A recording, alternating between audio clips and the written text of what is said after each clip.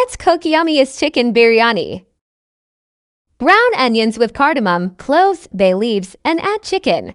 Cook on high flame till the color is golden. Add packet spices with some extra chili flakes, turmeric powder, salt, and cook on high flame. Add chopped tomatoes, dry fenugreek leaves, yogurt, and cook until water is dry and oil comes up.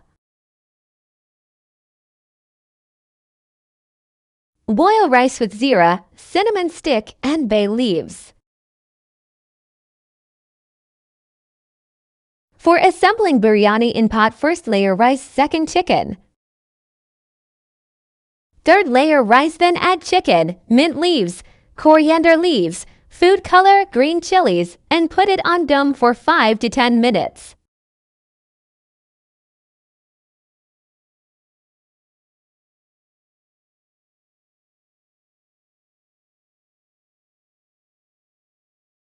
So good!